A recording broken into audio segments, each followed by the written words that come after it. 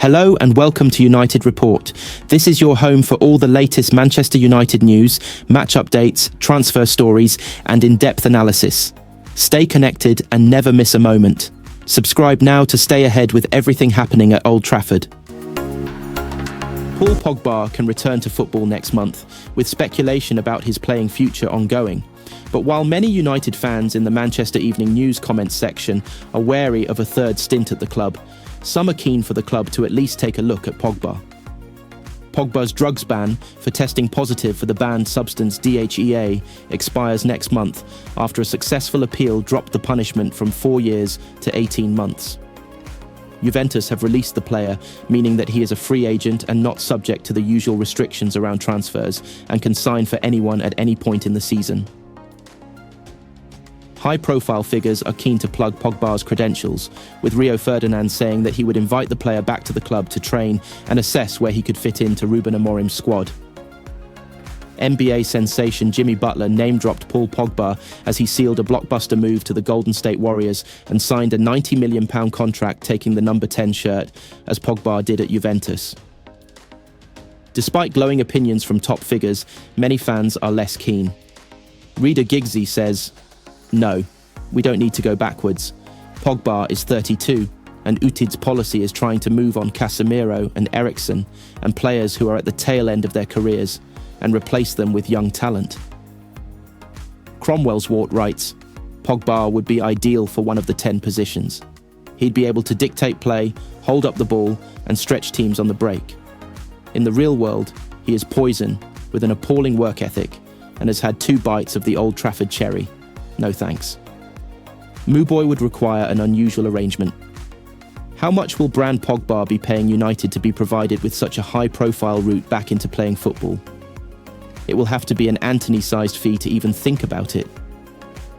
Animal says, "There are no words as to describe the complete and utter crassness of the idea that either United would want Pogba back or that Pogba would want to come back. If I recall, the only reason Pogba stayed at United was because the Glazers wouldn't let him go. He was never able to match the intensity of the EPL and only deigned to actually perform when he was getting his own or his agent's way. The only thing he really did for United was sell lots of shirts. I doubt even the barge poles strewn along the ship canal would even touch him. My guess is, at his age, he'll go to the MLS and say be part of Beckham's title-winning circus in Miami. After all, he's got to fancy playing with Messi, Busquets, and co. It's just the sort of thing that would inflate his ego to full size.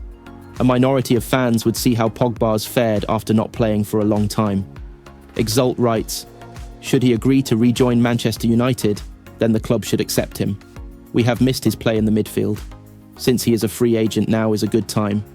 He himself should add a little discipline to the game at Manchester United. Just like he does for France, we do need him." Jolas says, "When it comes to Paul Pogba, I believe United should take Rio Ferdinand's advice and invite him to train with them before deciding one way or the other. And it should be done as soon as possible, as time could be running out. Taking a look at him before deciding is indeed a good advice." Marcus Rashford's departure for Aston Villa during the January transfer window brought an end to an unwanted saga for Ruben Amorim and Manchester United. After publicly declaring he was ready for a fresh challenge away from Old Trafford, there was no coming back from that point. The Portuguese head coach spoke repeatedly about standards needing to improve if United were to turn their season around. Now, he'll do that without the ongoing speculation surrounding Rashford's future after sealing a January loan switch to Villa Park with the option to make that deal a permanent one. Had you said that Rashford would move away from Old Trafford 18 months ago, you'd be shocked. The United Academy graduate has been a constant in the first team under a number of managers, but he has struggled for consistency over the past 18 months. It was only in 2022/2023 that Rashford scored 30 goals in all competitions for the Reds, but since then, he's scored just 15 goals in his 67 appearances that have followed. The England international has not been at his best. That, in part, could be down to Luke Shaw's absence from the United starting 18th. The Reds fullback has continued to struggle with injuries that have plagued his Old Trafford tenure. with the 2022/2023 campaign also one where he made his joint most appearances in a Reds shirt. Coincidence? Perhaps. But Rashford himself has spoken about the relationship the pair had down that left-hand side of the pitch, and it's something Amorim hasn't been able to call upon, and it's unlikely that he ever will. Speaking to the Times ahead of England's Euro 2020 campaign, Rashford said, "It's something that we've had a lot of time to work on and grow into understanding each other's games. I feel we're a threat on that side. That's what it's about. It's about trying to connect with your teammates. A lot of the things we do are simple, but they're effective, so we have to keep trying to improve and getting into dangerous areas. I've always enjoyed playing with him. He's a great player, and going into any tournament you can have connections like that all over the pitch."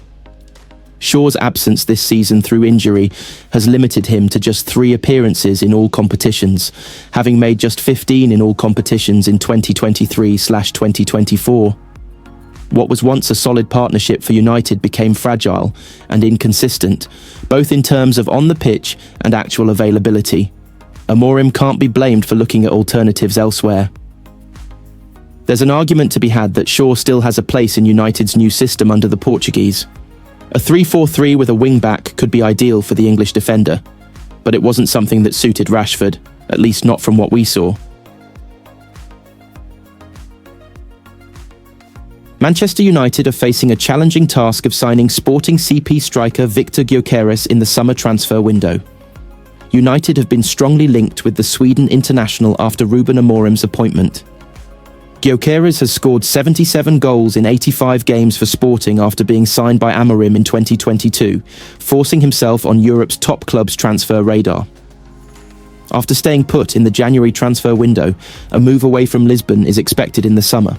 Sporting have all but accepted losing their talisman, with reports in Portugal suggesting that the player and club have a gentleman's agreement which will allow Gyokeres leave at the end of the season for around £58.6 million to £62.8 million.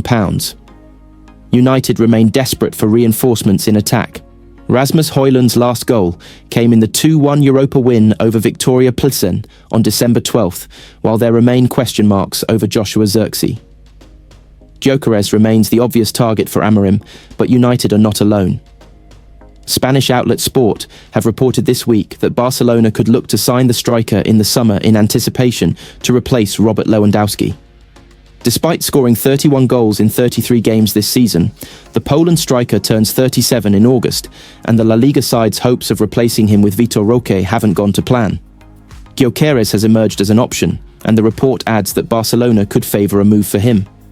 The Spanish giants hold a good relationship with Sporting CP following the sale of Francisco Trincao.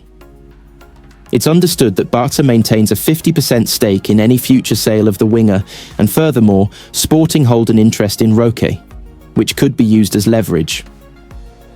Alexander Isak is also an option for Barcelona, but Newcastle are expected to persist with their 100 million plus valuation of the number 9.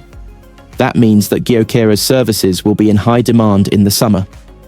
If United fail to qualify for European football, which remains a real possibility, they may be forced to watch Barcelona swoop in and land the Swedish star. Manchester United defender Lisandro Martinez has hit back at Paul Scholes after the club legend criticised him, saying the ex-midfielder wouldn't survive in Argentina. Martinez has been ruled out for the rest of the season after it was confirmed the 27-year-old had suffered an anterior cruciate injury in his knee following United's 2-0 home defeat to Crystal Palace earlier this month. Before then, Martinez had been a near ever-present for the Red Devils, but has been involved in some dismal team performances that have seen United fall to 13th in the Premier League table. Scholes recently slammed Martinez when discussing United's lack of quality to win titles. He said the former Ajax defender was not at the level the club need to return to the glory days.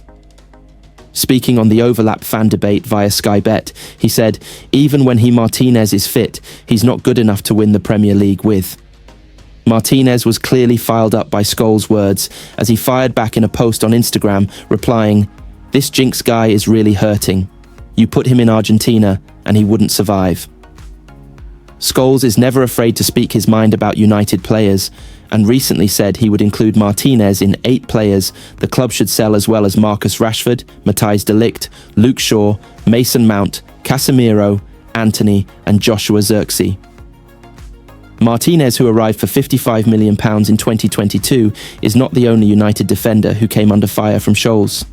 The 50-year-old also savaged de Ligt, calling him a concern while also critiquing Lenny Yoro. His de Ligt's age 25, and his amount of clubs already concerns me. He was brilliant at Ajax, he seems to be getting worse as he gets older. Bayern Munich, Juventus, they've let him go for some reason. Where are your ambitions? I'm talking about getting a team to win the Premier League. Are you going to win the Premier League with de Ligt and Yoro as your centre-halves? You fans said you think they're quite good.